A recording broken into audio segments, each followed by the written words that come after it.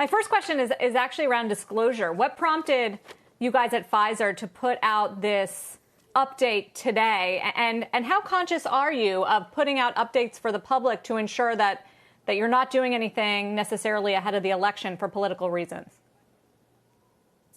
Well, I would put the questions to Pfizer, quite frankly. I don't speak on behalf of the company. I'll put my CNBC analyst hat on and my former FDA hat on and just say that the statement today is consistent with the guidance that came out from the FDA. The reality is the FDA put out guidance, which I thought was prudent, and I think it was a good science-based document, that it wants 2 months of follow-up data on at least 50% of the patients in the clinical trial.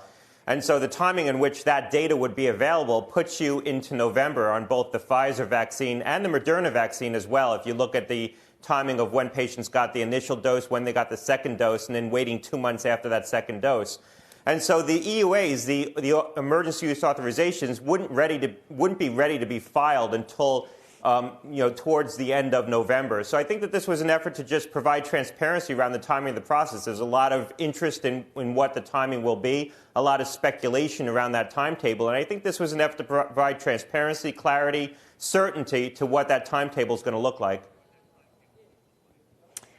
There's still those who are wondering about how fast this is all happening at record speed for vaccine development. Dr. Gottlieb, is it reasonable for high-risk individuals who are wondering that to wait until safe preventative treatments like the antibodies are out, which are also, we hope, coming out very soon, to do instead of this early vaccine?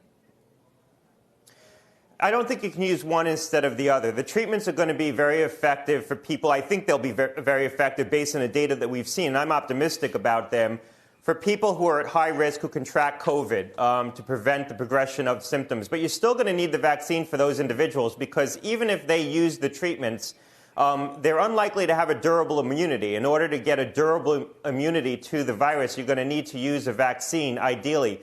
And there is reason to believe that if you use one of these antibody drugs to help stave off the severe symptoms of COVID in someone who's contracted the virus, it may be the case that you actually don't ever go on to develop a really durable immunity because you never have a full-blown infection with the virus. The antibodies that you receive from one of these treatments actually serve to supplant your own natural immune response, so you never go on to develop a very robust immune response. And so patients who take one of these antibody drugs, there is a risk that after they recover from the infection, they'll be in a similar situation to which as so they never had the virus in the first place. I mean, the antibodies will last for a while, a month to 3 months, but once they wear off, they may not have a durable immunity. So the vaccine will still be important for those patients.